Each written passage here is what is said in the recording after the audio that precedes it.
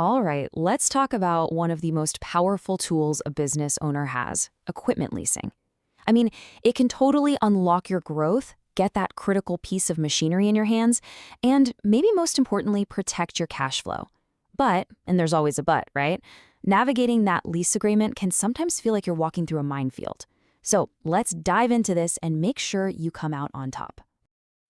The promise is just so appealing. Get the tools you need right now and pay for them over time. It's a fantastic way to scale your business without taking a massive hit to your capital. But that simple, beautiful promise, it's usually wrapped in pages and pages of dense legal language.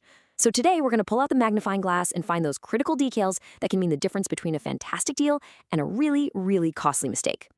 In this right here, this is the core of it. This is what makes leasing so incredibly attractive. Whether it's a brand new excavator, a whole fleet of delivery vans, or some highly specialized manufacturing gear, leasing breaks down a potentially huge, business-stopping expense into these manageable monthly payments. Yeah, and this slide just nails the strategic advantage. Think about it. Instead of locking up tens or even hundreds of thousands of dollars in a single purchase, that capital is now free. It's liquid. You can use it to hire that all-star sales rep you've been eyeing, launch a big marketing campaign, or just keep it as a cash cushion for a rainy day. It's not just about affording the equipment, it's about playing chess with your finances. Okay, so before you even get the keys to your new gear, you're going to run into some fees. And this right here, this is your first test as a savvy business owner. Some of these are just the normal cost of doing business, totally fine, but others are giant waving red flags. Let's figure out how to spot the difference. What's so great about this is how clearly it draws the line in the sand. So on the left, you've got documentation fees. Look, these are standard. They cover the paperwork, the admin costs. It's just part of the deal, and you're going to see it. But then you look to the right, and you see application fees. This is a fee just for the privilege of them looking at your application. A reputable leasing company just isn't going to charge you for that. If you see it, your warning bells should be going off. And I really want to pause on this, because the source material could not have been more clear. This isn't one of those things you try to negotiate away. It's a hard and fast rule. Paying a fee just to apply is what one of our sources called a gratuitous padding fee. Basically, it's just extra profit for them. So the takeaway here is super simple. See an application fee, you turn around, and you walk away. Now, this is another really common practice, but you guessed it, the devil's in the details. You have to ask this specific question. Are these payments being applied to the lease, or are they being held as a security deposit? If they're being applied right away, great. But if they're holding it as a deposit until the very end, you need that in writing. You need to know exactly when and how you're getting that money back. It makes a big difference to your total cash outlay right now. All right, so we've made it past the upfront costs. Now we're getting into the real heart of the agreement, the contract itself. This is where you find all the little rules that are going to govern how you do business for the entire life of this lease. You are almost certainly going to run into something called loan covenants. The easiest way to think about these is they're just the lender's rules to make sure your business stays financially healthy while you have their equipment. They want to make sure you can keep making those payments, right? So they might say, hey, you have to maintain a certain debt-to-equity ratio, or you can't take on another big loan without getting our permission first. It's all about them managing their risk. Okay, now this one sounds intense, and that's because it is.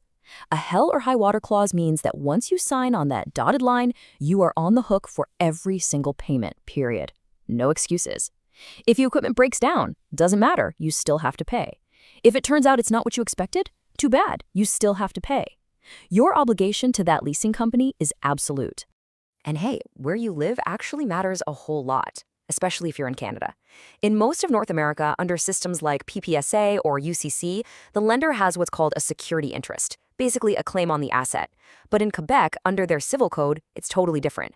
The lessor actually retains ownership of the equipment, and this has huge implications if a business goes into bankruptcy. In most places, a trustee can make a claim on that equipment. But in Quebec, nope, the lessor can just come and take it back.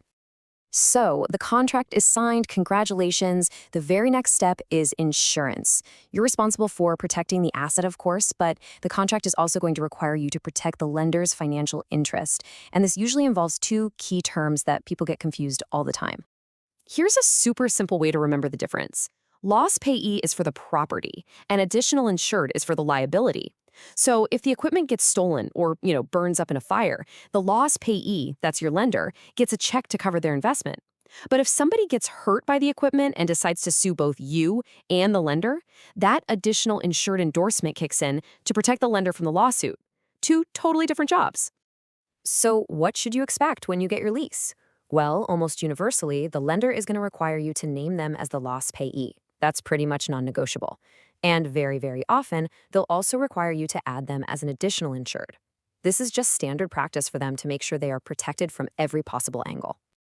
All right, now we get to something that feels completely backwards. You'd think that paying off a loan early is always a smart financial move, wouldn't you? Well, not always. Some lease agreements have a hidden trap that can actually penalize you for doing just that. It's called the Rule of 78s, and it's an old, kind of sneaky method of calculating interest that heavily favors the lender. I want you to imagine the total interest on your loan is a pizza. With the Rule of 78s, the lender gets to eat the biggest, cheesiest slices first. What that means is, in the early months of your lease, most of your payment is just going to interest, not to paying down the actual cost of the equipment. So how does this funky math even work?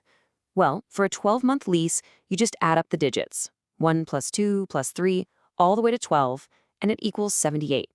That's where the name comes from. So in the very first month, you pay the biggest slice of the total interest, 12/78. In the second month, it's 11/78, and it keeps going down until that very last month where you're only paying a tiny 1/78 of the interest. And this chart, wow, this chart shows the real-world impact perfectly. With a normal, simple interest loan, after 6 months, you're halfway through, you'd have paid about half the interest. Makes sense. But with the Rule of 78s, you've already paid a staggering 73% of the total interest. This is exactly why paying it off early saves you so much less than you'd expect. You've already given the lender most of their profit. Okay, I know we have covered a ton of ground, so let's just boil it all down. The big takeaway is to have a plan. And here it is. This is your pre-signing checklist. These are the 5 questions you absolutely, positively must have the answers to before your pen ever touches that paper. Just treat this as your guide. It covers the red flags, it clarifies your obligations, and it's going to protect you from the most common and most costly traps in equipment leasing. And you know, in the end, it all comes down to this one question. A well-structured lease, one where you've done your homework and you've actually read the fine print, is an incredible engine for your business's growth. But a lease that you sign without understanding these key details, that can quickly become a financial nightmare. The difference between the two is knowledge. And now, you've got it.